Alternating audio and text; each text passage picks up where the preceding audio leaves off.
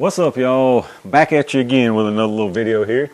This time I'm gonna talk a little bit about how I store my ammo and some of the things I'm seeing and plastic boxes versus metal boxes. What the difference? Why you might use them? Why you might not use them? But I'm gonna start this by saying all of this is my opinion, and this is a situation where you really don't even have to use any of these boxes. If you want to take your ammo in the boxes that it came in, throw it up on the shelf of your closet, throw it in your safe, it'll be perfectly fine. This ammo ain't fragile like people like to lead you to believe. This ammo is probably going to be around for our kids to shoot and our grandkids to shoot. Like realistically, that's what we're looking at here. But if you want to store the ammo and you want to try to keep the moisture from it, obviously moisture is your main enemy here. Temperature, yeah, but most of the time we're gonna all have it in a conditioned area, so that ain't that much of a worry, and these boxes ain't gonna do nothing for temperature anyway. So moisture is what most people would want to do with these boxes, and I'm gonna talk about the difference between plastic and metal. And I'll start out by saying I don't use plastic boxes at all anymore for any kind of long-term storage. I do not use plastic boxes at all. I bought a few of them when I first started trying to figure out how I wanted to store all my ammo, and I've had these things forever, and all I use them for basically now is, well, that one ain't got nothing, but I use them for actually just storing empty brass,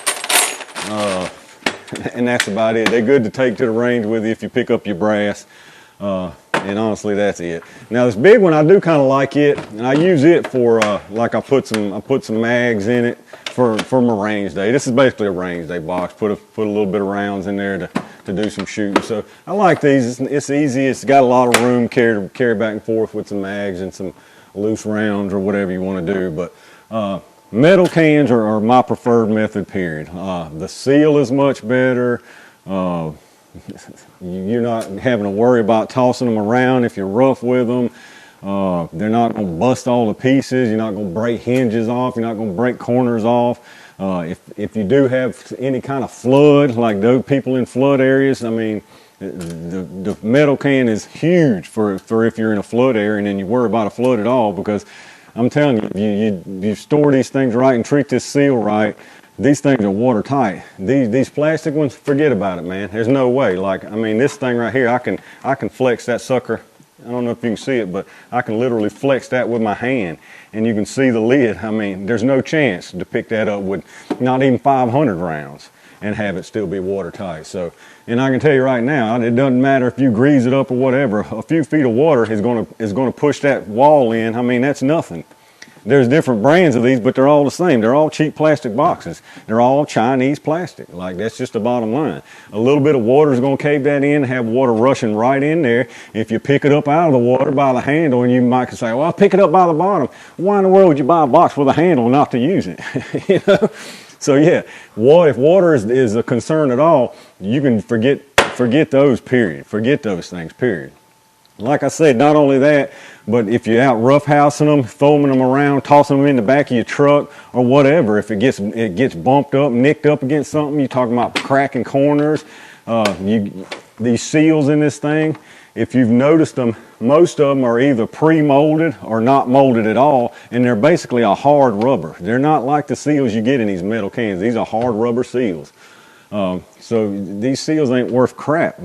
I mean, even when you close it, you can tell. You get a little resistance, but that's mostly from the camming of the latch there.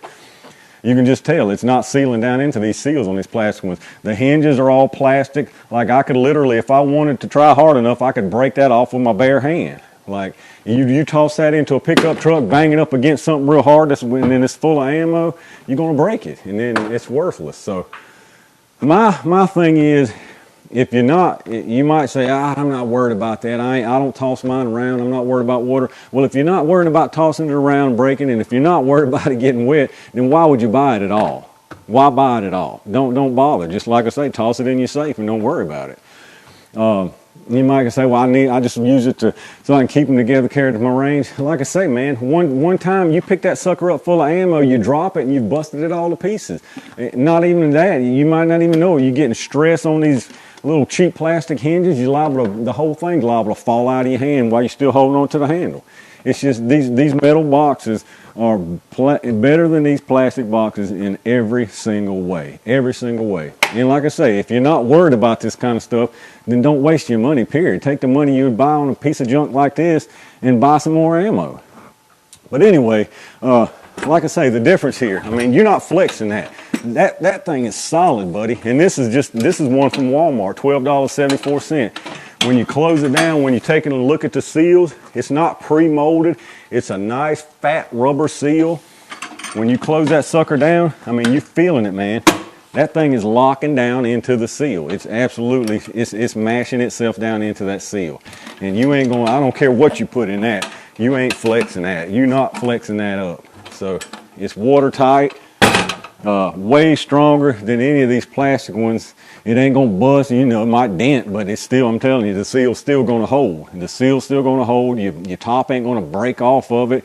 Your handle ain't gonna come popping off if you toss it around or anything like that. But anyway, big differences, big differences in my opinion. I was going to take and put some weight in these things and put them in my utility sink over there and submerge them in water, but there's no sense. I can just tell you, like, these things are not waterproof. They don't claim to be waterproof. So anyway, yeah, there's that. Like I say, the plastic ones I just use for carrying stuff back and forth to the range.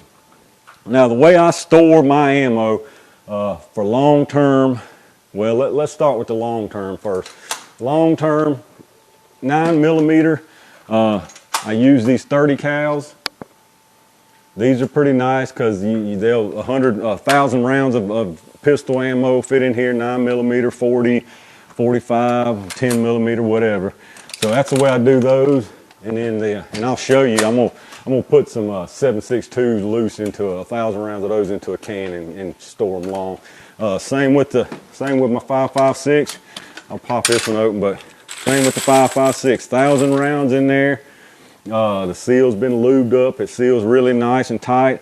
And throw my desiccant in there. Now these desiccants, I get these personally at Midway USA. You can get them from Amazon anyway, but these are reusable, rechargeable, I should say. They're only $4.99, so $5 for one of them, or you can get a 3-pack right now. I have to check my notes here. I wrote some. You get a 3-pack right now from Midway for $12.99, so $5 for one or $13 for 3. They're really good. They got a little color changing thing on them that changes the different color when it needs to be reactivated, which these long ones I ain't reactivated. I hadn't opened this stuff in a long time. But you just stick them in your oven at 300 and cook them up for a little while, and they recharge right back to normal. And if you guys don't know, you can do that with basically any silica gel desiccants like that. The ones you get in your medicines, the ones you get in some pairs of shoes, anything that has those little electronic stuff. All of that silica gel is rechargeable. If you take you a cookie sheet or something and just maybe a piece of tin foil, spread them out and bake them in your oven at 300 for a few hours, and they'll be ready to roll again, because those things don't last forever. Even those little packets, once they get absorb a certain amount of moisture, they're not absorbing anything else. The good way to see that in action is to take your one that's new and measure the weight of it, then let it, after a few months, whatever, measure that thing again, and you'll see they're a lot heavier because they've absorbed all the moisture and they're basically dead. So anyway, yeah, that's what I do as far as my desiccant. The cans, like I say, you can get cans at these ones at Walmart are a steal if your Walmart has them. I've noticed they're not online, but they basically only in stores. So the Walmart cans are great. $12.74 is what they are at Walmart. You can get them at Rural King. Rural King, I just looked on their site, and they're out of stock of most of their colors. They got a few. I think they had a few black ones in stock still. $12 on Rural King, so same deal. So these ammo cans aren't that expensive, because you're talking about even these cheap plastic ones. You might get something like that for $6-7, but they're anywhere from $6-7 up to $15-20 for these plastic ones even. So it's not like you're saving a whole lot of money. And like I say, if you're basically wasting it. You're basically wasting it on those plastic cans.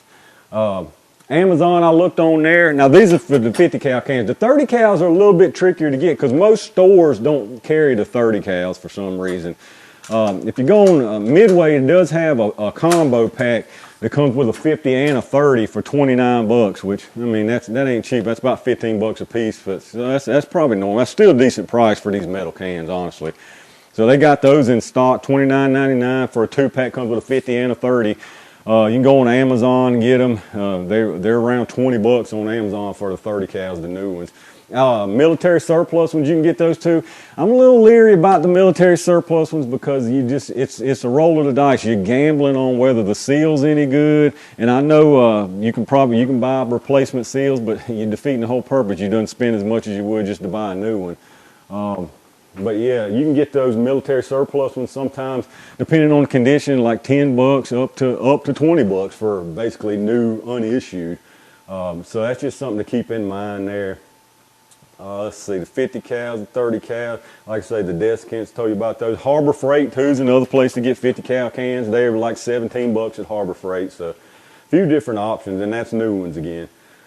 But anyway, there's that. Yeah, like I say, just plenty of options for reasonably priced metal cans. And I know it's like nobody wants to spend 15 to 20 bucks on a can, but you know, it is what it is, and you ain't got to. It's totally up to you.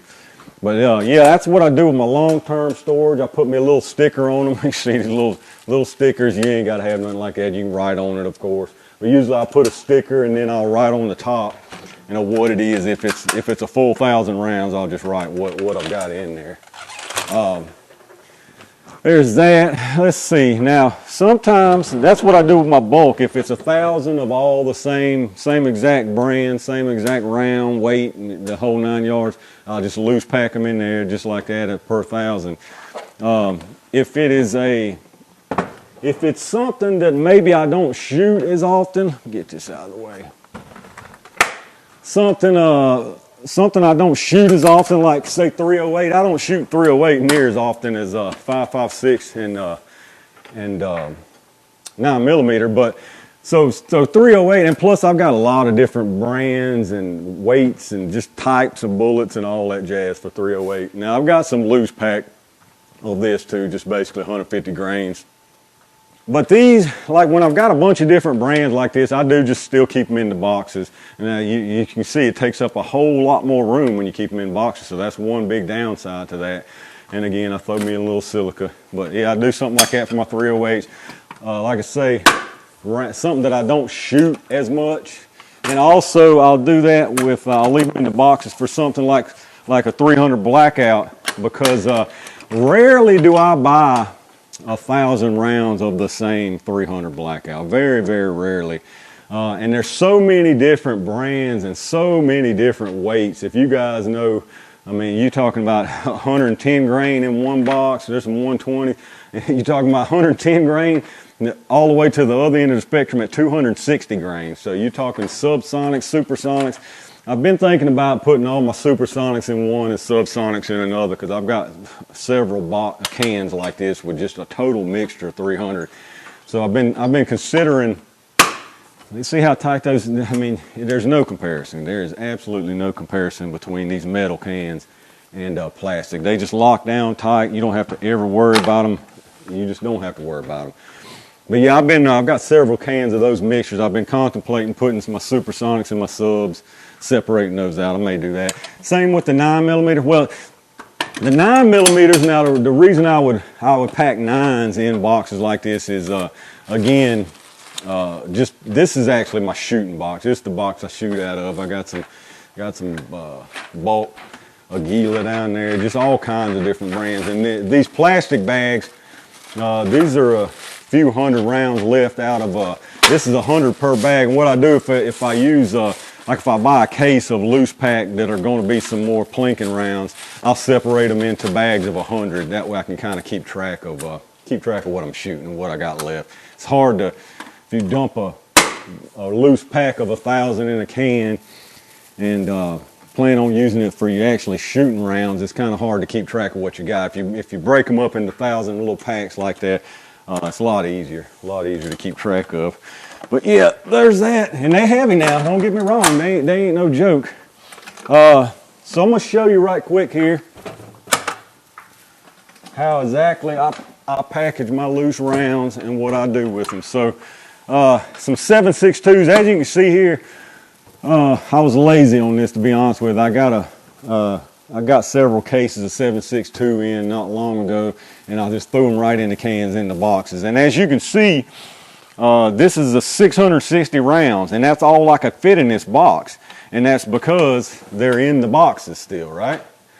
So they're in the individual little 20 round boxes, and I could only fit 660 rounds in here versus 1,000. So that meant I had to take and put some of these in my shooting box, in my plinking with my expendable ammo, I guess you call it. And so I had to put the other 340 rounds in here with that. As you can see, this is the same type of ammo. So I'm gonna consolidate these here right quick. Another good thing about these, you can pop the lids off of them. It makes it real convenient. So this is what I do when I loose pack my ammo. I'm gonna go ahead and do the whole thing here for you. I'm gonna try to do this as fast as I can. I'll probably fast forward some of this.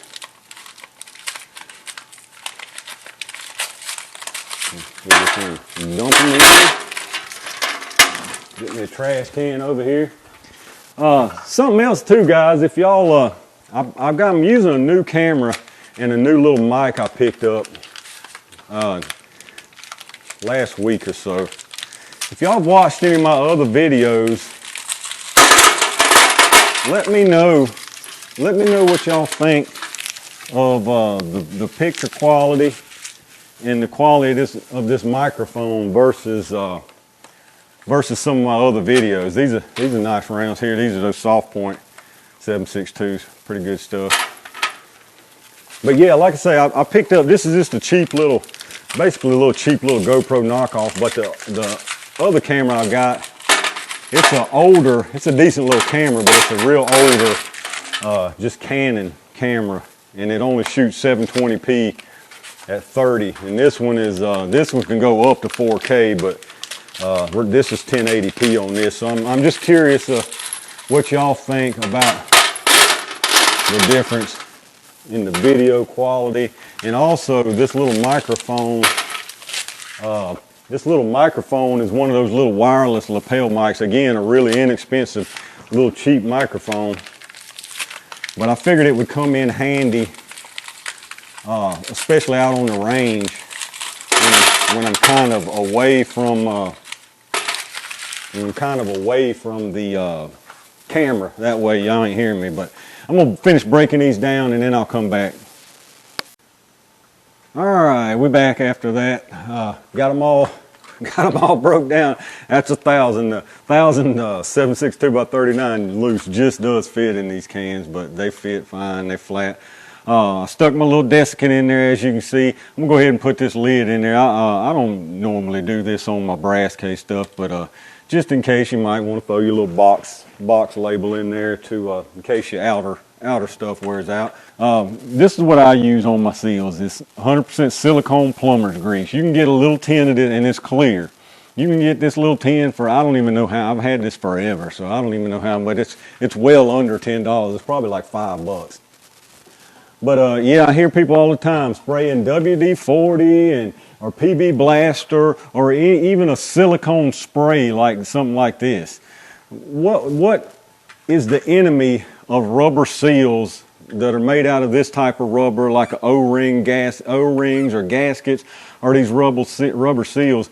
Is petroleum products. Petroleum products is what degrades this type of rubber. Like, it's a fact. I don't care. You might, well, gasoline's running through rubber hoses. Yeah, you're talking about a whole different composition, guys. Now, will this disintegrate it probably by the time you ever might shoot this ammo? Probably not. It might be totally fine, but again, why would you go through all this time and effort just to say it might be okay? Because, I mean, you can see here, no petroleum additives whatsoever. Lubricates valves, O-rings, gaskets. This is made for stuff like this. WD-40, petroleum distillates. PB Blaster, same thing, petroleum distillates. And even, like I say, this silicone spray, let's see, right here, contains petroleum distillates. So I mean, like I say, you can use this, do what you want to do by all means. Don't let me tell you what to do. But again, if you're going to do this at all and you're going to make this effort, do it right, man. If you're not going to do it right, don't bother. Just slap the stuff in the safe and be done with it. But anyway, this don't take much of nothing of this. Just put it on your finger and just run it down this gasket. Just I don't glob it on, because you're not. The purpose of this is not really to help seal, although it does help seal, and this obviously is going to do a much better job of helping seal than something like a spray WD-40. But the purpose of this is to keep this rubber seal conditioned, to keep it soft and pliable instead of it drying out over time and cracking and all that jazz. Try not to get it on your lid like I did, but yeah, I mean, that's the point of this stuff. It's not for sealing, helping seal. Now on those crappy plastic cans, if you're going to use that, hell, you better glob a whole pile of freaking axle grease on the things, because I'm telling you, they ain't worth a crap. Them things don't seal. You can do some drilling holes and putting zip ties on the sides and whatever you want, but those things are just garbage for long-term storage if your purpose is to keep moisture out and actually seal that ammo up. Those things are garbage. But anyway, so as you can see, I just put a little thin layer of clear white silicone grease, put our lid back on, and there you go. Boom, there's 1,000 rounds. Now I peel this off. Normally I don't put any tape unless I know I know it's temporary, and I knew I was going to sooner or later consolidate that stuff. So then we do that, and then I just take my Sharpie, write what it is on the top. So we're going to go Wolf.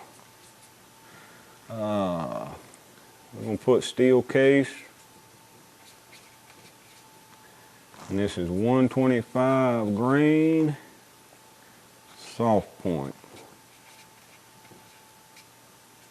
And that is 1,000 rounds. Boom, that's it. Put it in your safe or wherever you store your ammo, and there you go. Now, I ain't gonna beat around the bush. This is heavy, man. Like, it's heavy. But it's manageable unless you just completely, I don't know.